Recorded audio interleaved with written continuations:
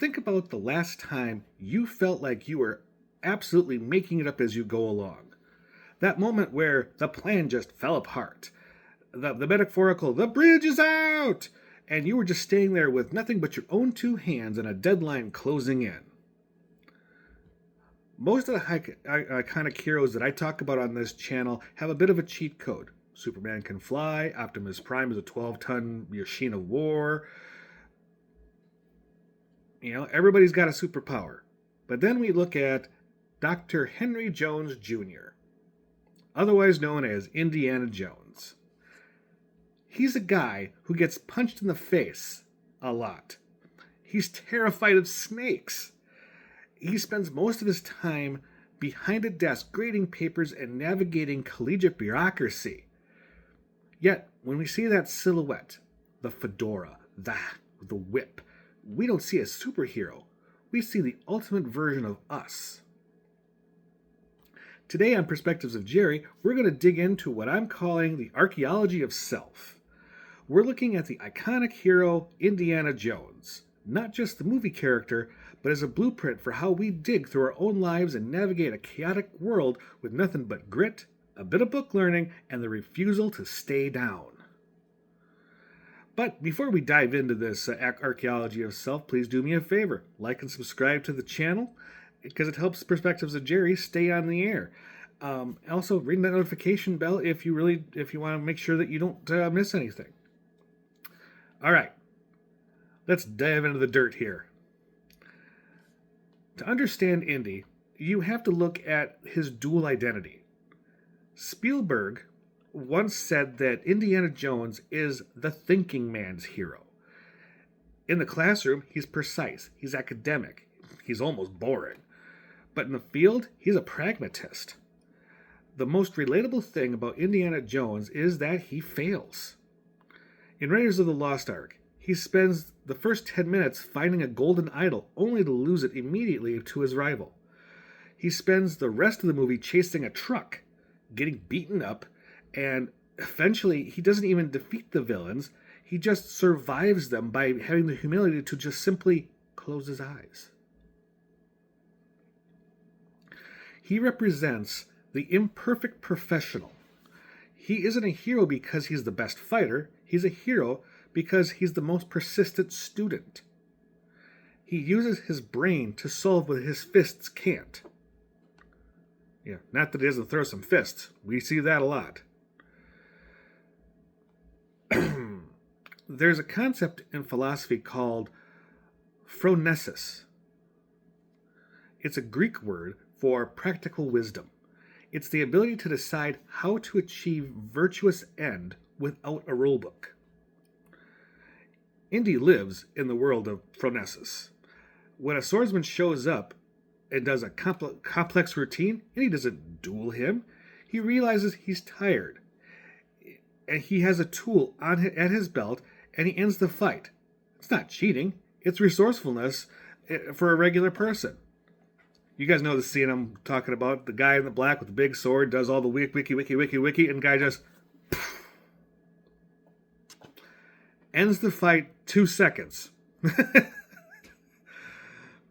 Now, there's a funny story to why that scene was the way it was.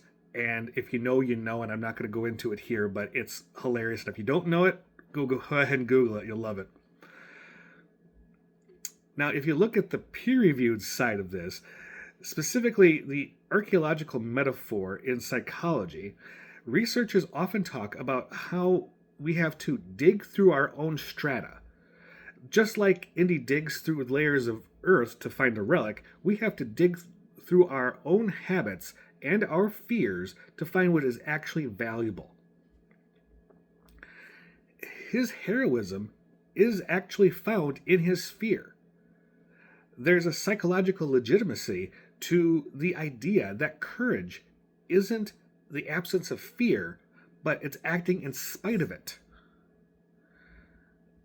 When Indiana Jones drops into that map room or that temple, he's visibly shaking, but he's doing it anyways. That's the choice a regular person can make every single day. There is no fear, there is courage. That's not because it's basically saying, I know the scary thing is there. I'm going to do it anyways.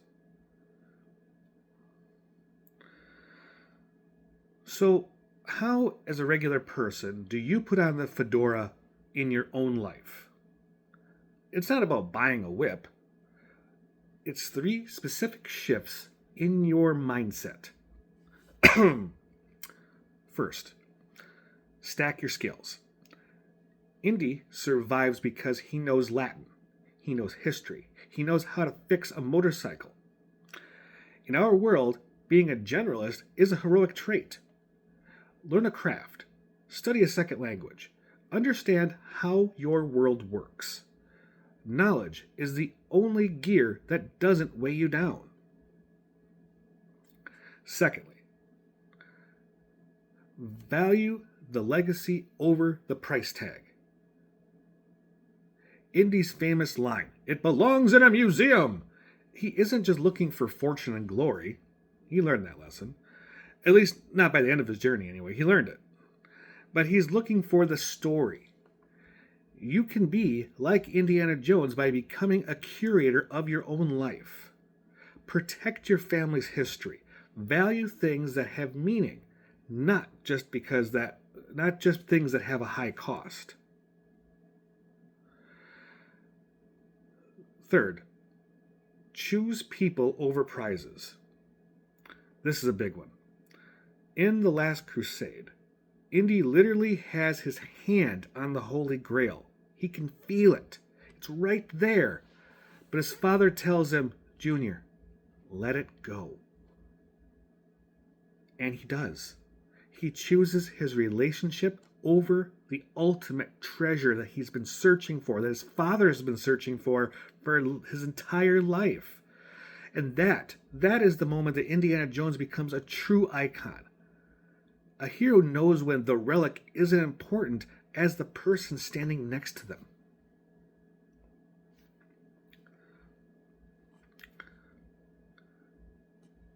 Being like Indiana Jones doesn't mean you have to go to a desert and fight villains.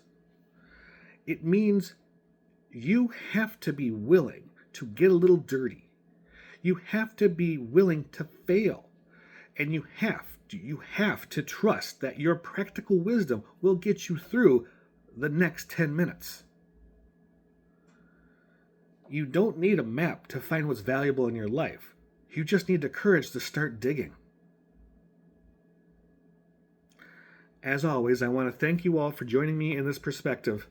If you enjoyed this deep dive in the Heroic Icons series with Indiana Jones here, please do remember to like this video on your way out, subscribe to the channel, and hit that notification bell so you don't miss any of my any of my content, because it does really help me, build up everything here.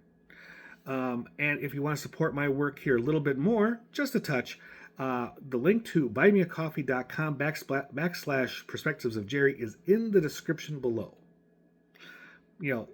It keeps the lights on. It really does. So, as always, I'm Jerry. This has been a Perspectives of Jerry. I want you all to keep looking for the truth, even if you have to make it up as you go along. Everybody, I hope you have a wonderful day, and I will see you in the next one. Cheers.